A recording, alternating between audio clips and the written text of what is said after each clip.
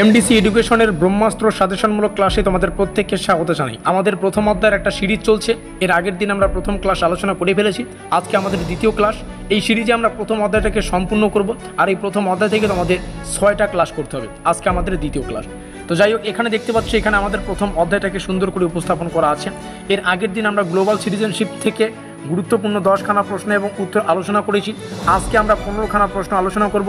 Total 25 MCQ with answer আমাদের এই প্রথম অধ্যায়ের প্রথম টপিক থেকে পড়লেই যথেষ্ট। মানে গ্লোবাল সিটিজেনশিপ থেকে তোমাদের টোটাল 25খানা প্রশ্ন উত্তর পড়তে হচ্ছে। তারপরে আমরা ধীরে ধীরে এই টপিকে যাব, তারপরে এই টপিকে যাব। তো যাই হোক, আজকের ভিডিওটিতে তোমরা গুরুত্বপূর্ণ 15খানা প্রশ্ন এবং উত্তর পেয়ে যাবে। ধীরে ধীরে আমরা আলোচনা করছি।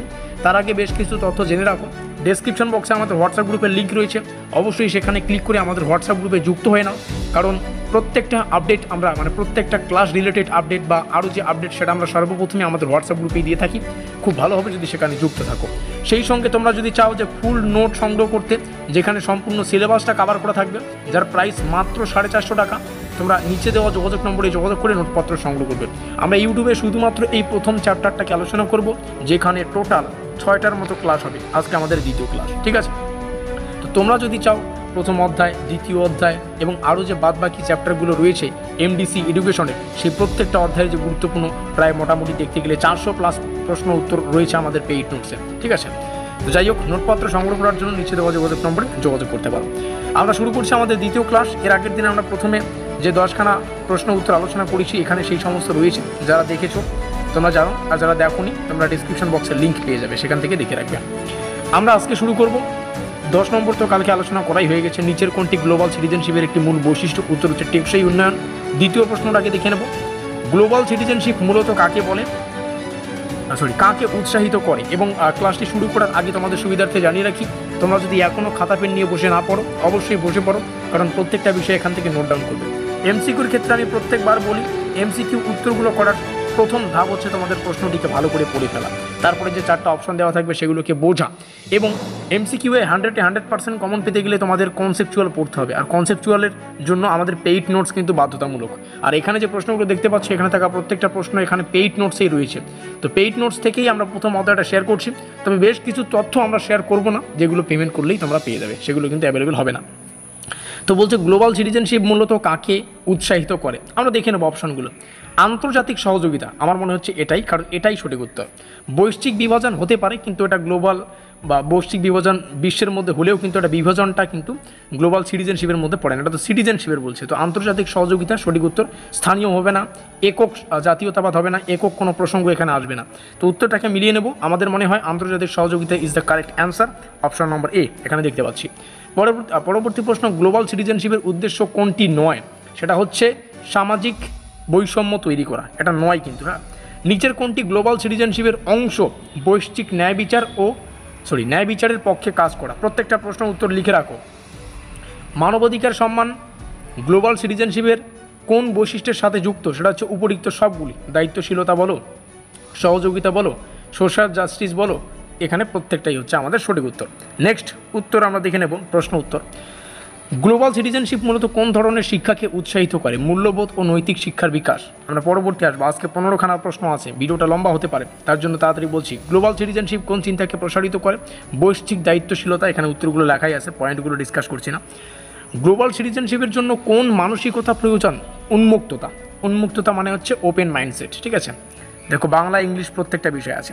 নেক্সট, গ্লোবাল সিটিজেনশিপের একটি প্রধান বৈশিষ্ট্য কি? দেখো, অনেকগুলো বৈশিষ্ট্য হয়। আমাদের পেইড নোটসে মোটামুটি 10টার মতো বৈশিষ্ট্য লেখা রয়েছে। সেই 10টার মধ্যে যে কোনো একটা বৈশিষ্ট্য পয়েন্টে থাকতে পারে। তো আমরা চাই তোমরা পেইড নোট নিয়েই পড়ো, ঠিক আছে? নিচে তো যোগাযোগ নম্বর দেখতেই পাচ্ছ। উত্তর হচ্ছে মানব কল্যাণ বৃদ্ধি, আমাদের অপশন নম্বর এ। গ্লোবাল সিটিজেনশিপ কোন দৃষ্টিকে শক্তিশালী করে? সেটা হচ্ছে গ্লোবাল ইউনিটি, মানে বিশ্বব্যাপী যে ঐক্য, সেটা। গ্লোবাল সিটিজেনশিপ কাদের মধ্যে বোঝাপড়া করে তোলে বা গড়ে তোলে? বিভিন্ন সাংস্কৃতিক মানুষের মধ্যে। নেক্সট প্রশ্ন এখানে দেখতে পাচ্ছি, এখান থেকে প্রশ্নটা শুরু হয়েছে। গ্লোবাল সিটিজেনশিপের টেকসই উন্নয়ন কোন বিষয়ে জোর দেয়? প্রশ্নটি মোস্ট ইম্পর্টেন্ট। তো বিষয়টা হচ্ছে ভবিষ্যৎ প্রজন্মের যে সম্পদ, সেটাকে সংরক্ষণ করা। আমরা উত্তরটাকে মিলিয়ে নেব, সেই রকম অপশান আমরা পাই কি না। তো কি বললাম, ভবিষ্যৎ প্রজন্মের যে সম্পদ সেটাকে সংরক্ষণ করা। কোথায় রয়েছে? এখানে রয়েছে। তো অপশন নম্বর এ আমাদের সঠিক। নেক্সট প্রশ্ন 22, গ্লোবাল সিটিজেনশিপের সামাজিক ন্যায় বিচার মানে কি? সেটা হচ্ছে সমান সুযোগ সৃষ্টি, সামাজিক ন্যায় বিচার। গ্লোবাল সিটিজেনশিপে মানুষকে কীভাবে চিন্তা করতে শেখানো হয় বৈশ্বিকভাবে, ঠিক আছে, গ্লোবালি যাকে বলে। নেক্সট প্রশ্ন 24, এখান থেকেই শুরু হচ্ছে প্রশ্নটি।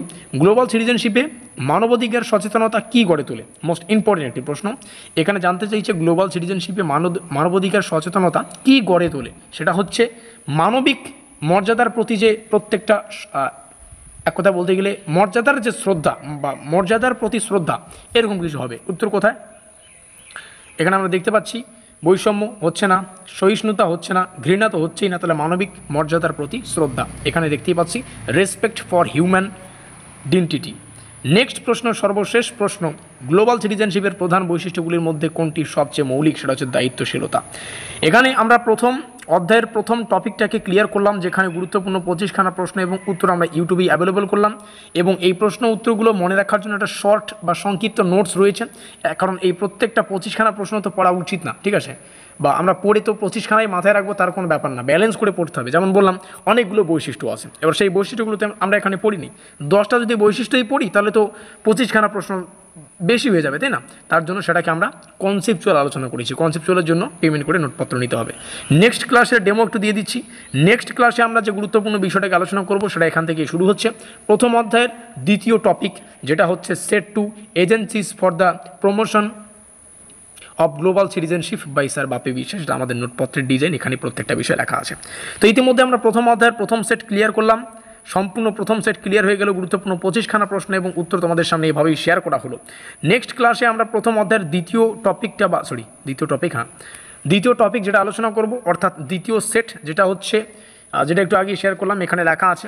এখান থেকেও গুরুত্বপূর্ণ 25খানা প্রশ্ন উত্তর তোমাদের পড়তে হবে। আমরা প্রথম ক্লাসে 10খানা আলোচনা করব, মানে এটা হবে আমাদের 3 নম্বর ক্লাস। 4 নম্বর ক্লাসে আমরা 15খানা প্রশ্ন উত্তর আলোচনা করব। তারপরে এটা কমপ্লিট হয়ে গেলে তারপরে রোল অফ সিভিল সোসাইটিস, এটা এখানে আমরা প্রবেশ করব।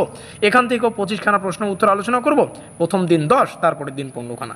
নোটপত্র সংগ্রহ করার জন্য নোটপত্রের ডিটেলস এখানে লেখা আছে।